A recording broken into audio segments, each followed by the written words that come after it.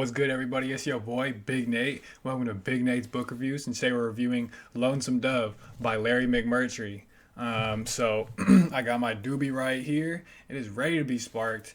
And we smoking this one for Larry McMurtry. And Larry McMurtry actually died last year in March. So we are definitely smoking this one for our boy. All right. Now here, while I'm lighting this doobie up, couple of channel housekeeping items. Okay, so for one, I'm gonna try and post these like every week or so, something like that. There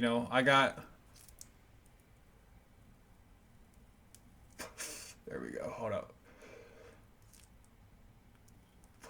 I got my own things going. I'm a grad student, so I got my plate kind of full. So I'm gonna go for every week or so, something like that. If you don't like it, deal with it. But another thing, real quick, I just wanted to address this. I feel like I needed to acknowledge it.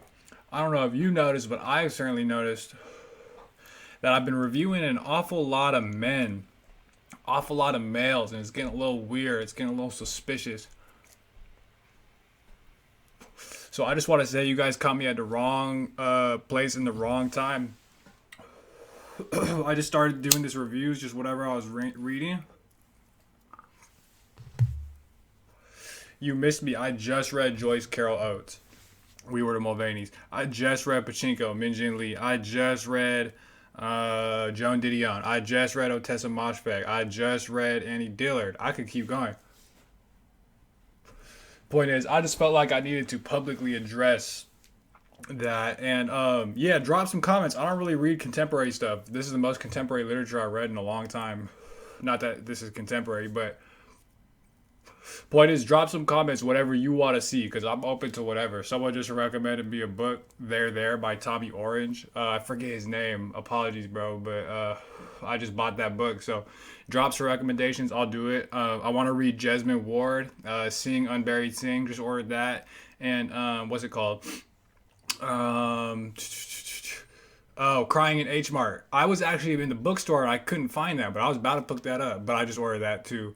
Michelle Zimmer, I think. But anyway, those are on the queue. I'm excited for those. But anyway, all right, that's enough. To the review. Lonesome Dove, Larry McMurtry. Published 1985, and it got the Pulitzer in 1986. So listen, I'm about to tell you this. This book is like a Western. But don't let that turn you off, because to me it kind of did turn me off a little bit. Or it didn't really turn me off, but it's like I had a preconceived notion of what I thought I was about to get into. But look, it won the Pulitzer for fiction or whatever. Like, it's literary as fuck. So it just happens to be a Western. So, all right, this book is long. It's like it's almost like 1,000 pages. She is thick. You feel me? But so it's so wide in scope too. So I'm just going to start briefly, like, what is this book even about? I would say the story is fundamentally about two dudes who used to Texas Ranger together. So this book takes place in the late 1870s, where America is still being colonized, basically. Like when they were Texas Rangering together for like 30 years. I think that was during the Comanche Wars. I don't know if that's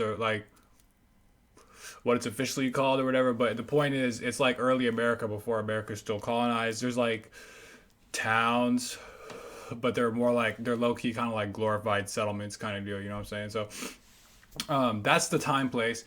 And these dudes, Texas Ranger for 30 years, been retired for 10 plus. So already this is kind of different than your classic Western, like the dude in his prime, coming in, getting bitches, saving the town, like all that. This is already different.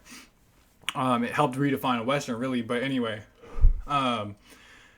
yeah, so they're just doing their thing. And they have like a cattle outfit. So they live in a little town called Lonesome Dove.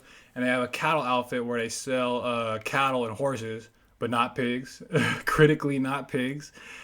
Pigs are neither for rent nor for sale. So if you know, you know. But that shit was funny as fuck. I was dying. I was like literally laughing. But anyway, yeah, so they sell cattle. They sell horses, things like that. But long story short, them and a couple other people were with, like a kid and another buddy that used to Texas Ranger with. They, like the whole outfit, and a bunch of other people who you come to low-key love, a bunch of other people go, and they go on this like sort of epic pilgrimage quest journey from Lonesome Dove, Texas, in Mexico, like basically off the border of Mexico, um, all the way up to northern Montana. Excuse me, northern Montana. So that's really kind of what this book is about. Them going through that, and it really does take the format of kind of like I talked about with As I Lay Dying, but this one is kind of better and more fleshed out. I think is it takes the structure of an epic. They travel distances far and wide, so they travel across a wide variety of different landscapes. Remember, they're going from Texas to Montana. Those are like polar opposites, maybe even like literally. So they encounter a lot of different terrains and like landscapes along the way. And then it takes place across a wide period of time too. This takes place, I would say, at least on the order of like a year, something like that, arguably more. So they travel far, wide. It takes a long period of time. That's like an epic, and also true just in terms of story and every plot. They encounter thing after thing after thing. The odds are stacked against them, and they have to just deal with all types of different bunch of different bullshit. So that's kind of like the format and the structure of the book. And he comes up with really good ways to use conflict. That's what something McMurtry does really good here. Oh, and also he wanted to de-romanticize the cowboy.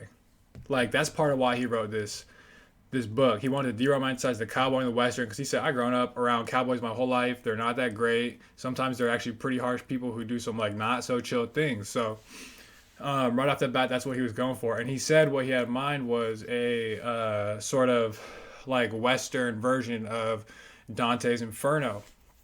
So like this hellish epic. So right off the bat, that's kind of where he's coming from. The plot is really good.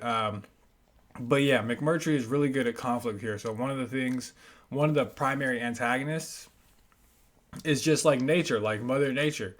Like, and it's crazy. He comes up with really creative ways to use that. So he'll come up with storms, hailstorms, windstorms, sandstorms, sometimes shit just like plain old drought. He comes up with, and that's just to name a few. He's got a lot other more, and some of them are really like interesting. Some of them are really like.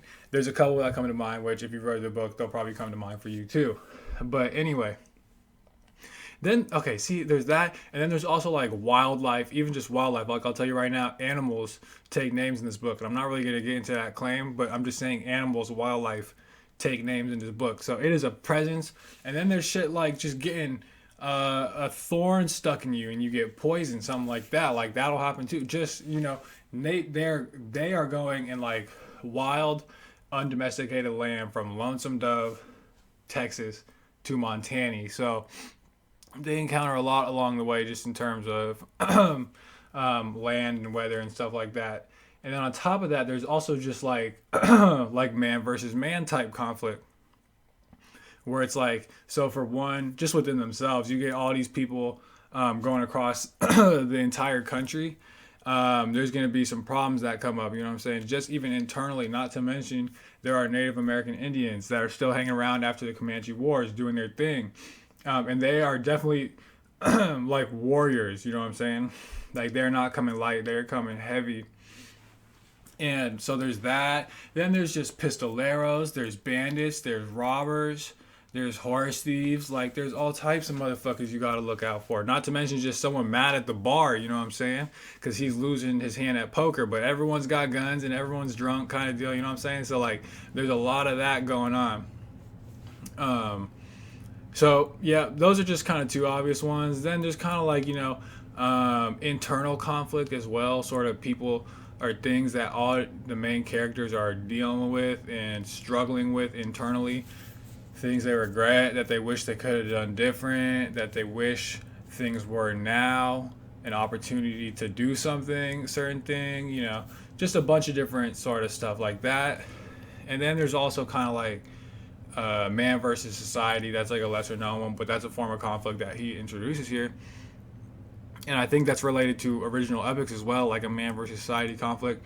So the two main characters, Gus and Call, they kind of don't fit into society. Like they Texas Rangered allegedly in the name of society to help found like America and towns and settlements and everything. Like they are risking their lives coming in. You know what I'm saying? So, so they're doing this for 30 years, and then you could argue this whole trip is because they kind of are just getting restless where they're at. And part of it is because they are like nomadic. They are men of the horse, men of the country, men of the land. And Gus even says at one point, or he thinks to himself that in that way they were way more like the Comanche Indians than they would have liked to admit, you know, where they don't fit into society and where they live kind of in this, I don't really know how to describe it. Just like man of the country, yeah, you know what I'm saying? Just you just don't quite fit in with people and norms and everything, and you just got to do your own thing. So anyway, that's just really all that's basically just plot, and I could really keep going, but what's crazy is with a plot that good, it's got enough momentum to keep me kind of reading. But even better than the plot, I think McMurtry does characters. Like these characters are some of the best. Gus and Call are the top two. They might be like a top duo in fiction. They are up there. They are ridiculously good chemistry. They're like yin and yang. It's just so funny. Like, and it kind of sounds lame, but like I'm telling you, it's so good. And he structured that actually after Don Quixote and Sancho in Don Quixote, which I just ordered because that sounded fire. If that's the inspiration for these two characters. So anyway, it's kind of funny. It's like it's an epic that's also, or like he draws upon two different elements of an epic, I guess, because I think Don Quixote is one too. But anyway, the point is he does characters really well and he does dialogue really well. But what's interesting about McMurtry and dialogue is that I would tilt the camera, but I can't. He's cute though. But what's interesting about McMurtry is for a long time he didn't have books in his house. He didn't even have books in his house. But he said every night they would go, and whoever he was with would go out on the porch and tell stories.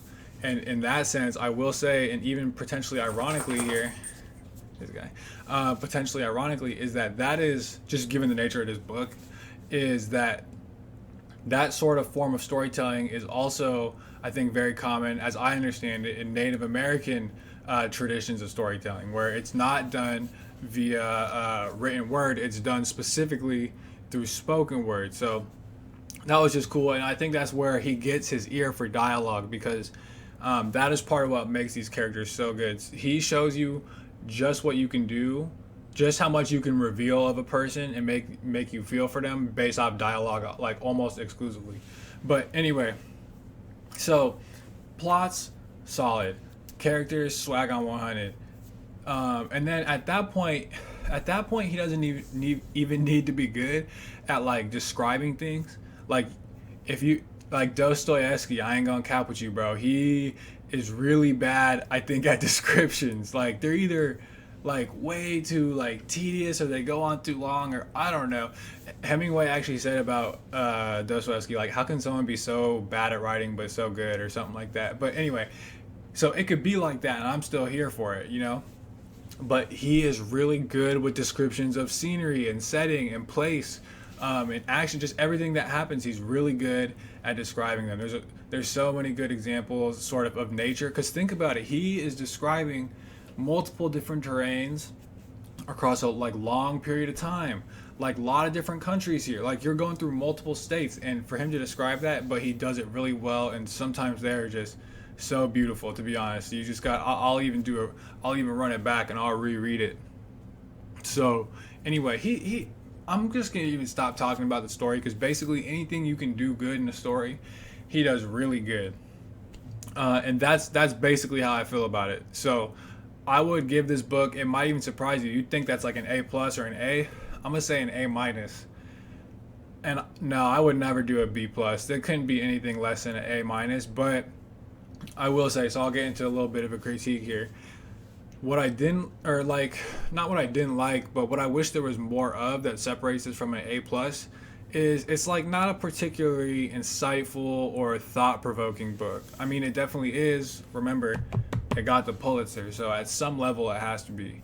But the only thing that separates this from like some like East of Eden or some other like A+ book is I think it lacks certain insight or something like that. I've actually been thinking about it. I don't really know how to articulate it, like what separates like literature, capital L, from entertainment. But anyway, the point is, I'm gonna go with that. It's not a particularly insightful or particularly thought provoking book, and I know for a lot of people that's important. So yeah, and then there's a couple of things with the story I thought actually didn't really like. Like there was a few characters that were developed where it was kind of not necessary. Like I don't know, it almost seemed like it was happening in parallel, and I would have way rather you either just cut all that shit out or give it to characters we do like, or spend time developing other characters that are just more relevant. You know what I'm saying?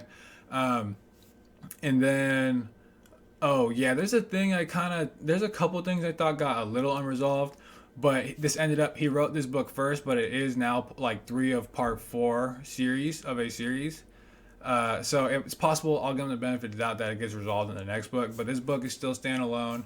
And yeah, but those are just like little things. This is totally like worth reading. This is a good ass fucking book. And yeah, so stay tuned. I'm gonna give it an A minus. Um, but I got some other ones on the queue. I got One More Old Head Man, The Human Stain by Philip Roth, and then I'm doing the ever controversial A Little Life by Hanya Yanagihara. So tune in, hit that like, hit that subscribe, drop a comment. What did you think? All of that. And thank you for watching Big Nate's Book Reviews, which is home of the best book reviews.